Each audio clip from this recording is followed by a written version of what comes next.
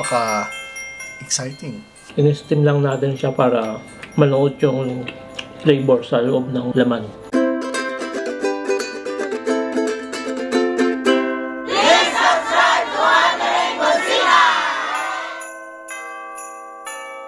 Mayong adlaw mga kahigalaan, kami ang Wandering Kusina. Ako si Chakoy. Ako si Mark. This is our 4th recipe for Christmas 2025. Tatawagin natin tong air-fried lechon. That's right, napakasimple, walang masyadong keme sa paggawa at tignan nyo naman, look at that how it turns out.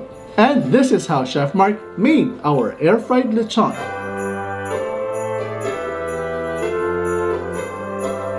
Our 4th recipe for Christmas is air-fried lechon. Yung first step natin, iwain natin tong laman niya in like this, diagonally, para pumasok yung yung mga spices at mga flavors na ilalagay natin.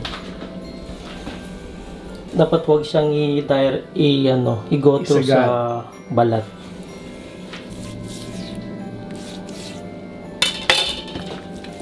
So yan, dapat ganyan siya.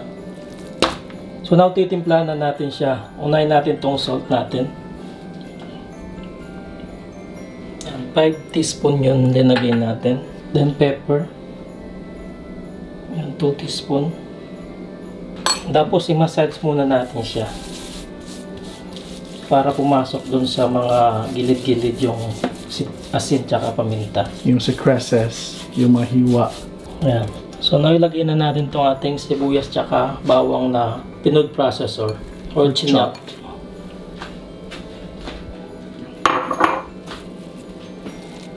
So, next natin yung ating tanglad. Pipit-pitin lang muna natin to.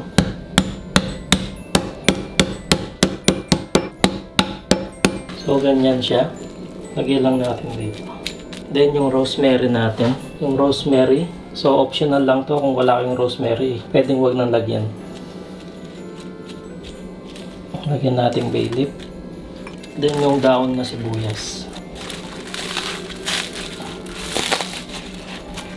Ayan. So, gagamit tayo dito ng twine or cooking twine. So, now i-roll na natin.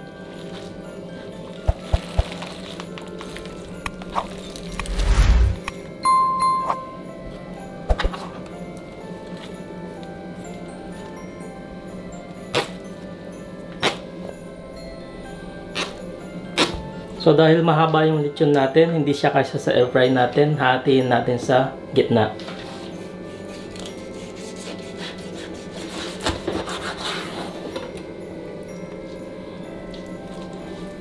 So now i-steam muna natin yung ating lechon. Lagyan lang natin ng tubig.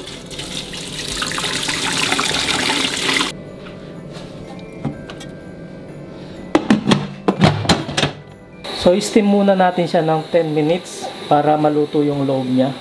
And then i-air fry natin after.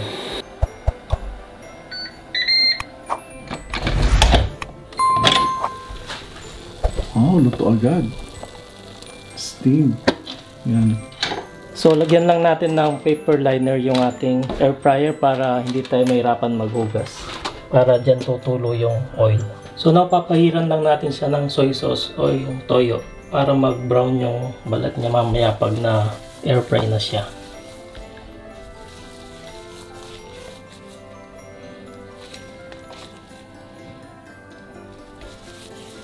So now lagyan na natin sa air fryer.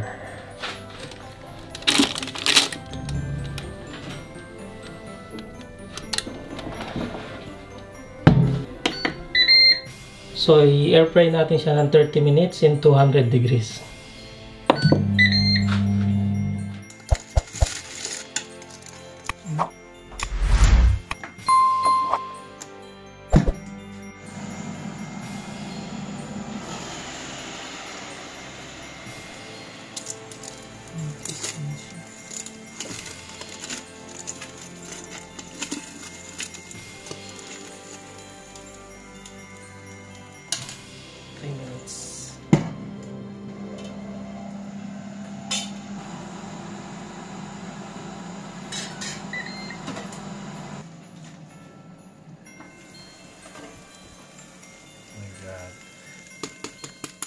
Yan, crispy pa yan mamaya eh, pag nilabas.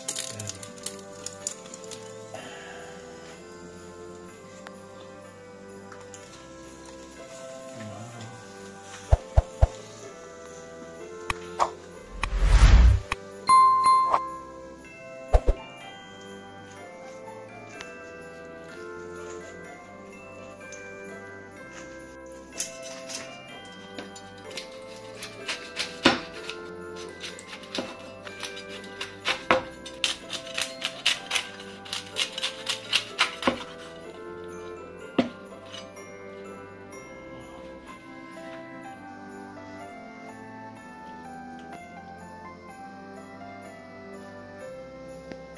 So there you have it mga ka-wonders, di ba? Ang dali lang gawin ng air-fried lechon. So ngayon, titikman na natin.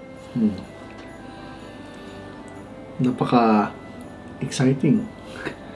Yan o. Of course, before suka.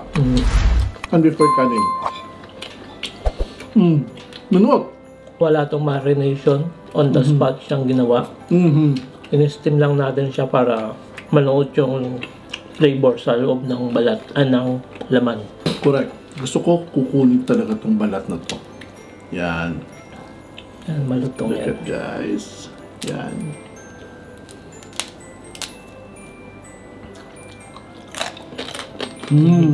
Malutong. Ilang minutes to? 20 minutes? Diba? Siguro pala ko dapat natin ginawang 30 minutes. 30 minutes. Okay pa rin siya, malutong na naman, kasi first time din namin itong ginawa. So, I realized na natakot kasi kami na baka masunog. So, 20 minutes was enough. Luto naman siya, but now we know, 30 minutes at 200 degrees Celsius, perfect siya sa cooking process nito. Okay, gets. Kung bago kayo sa channel namin ha, please don't forget to subscribe sa Wondering Kusina and click that notification bell para updated kayo sa lahat ng mga bagong videos namin. And alam nyo bang more than 80% ng mga nanonood sa amin dito ay hindi pa nakasubscribe. So if you're one of those, subscribe na kayo. Yeah, click nyo lang yung subscribe button, tsaka yung notification bell. Correct. Then meron din tayo social media account, meron tayo Facebook, Instagram, and TikTok. At hindi natin palalagpasin, of course, don't forget to buy our fishtails. Available lang ito sa Kabayan Gourmet at 15 dirhams per bottle lang ito. And we have 4 variants. Original, crispy, sweet and spicy, and super spicy. Or extra spicy, yes. Available ito sa Kabayan Gourmet. Located sila sa Marks & Spencer building along Airport Road dito sa Abu Dhabi. And very soon, mag-open ng second branch ng Kabayan Gourmet sa Tourist Club at available din ang ating fishtails doon. Ang Kabayan Gourmet, fiesta every day. And hopefully soon, it will be available sa mga groceries. So nakita nyo naman siguro yung process nito, in-steam natin siya using multi-cooker.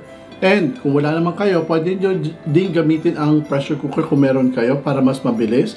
And kung may air fryer kayo, then you can do the air frying. Kaya mas mapabilis pa, or it will cut your lechon cooking time, siguro mga 2 hours or 1.5 hours. Mabilis lang. So mga wonders, lutuin nyo na itong ating fourth recipe for Christmas, air-fried lechon. Air-fried lechon.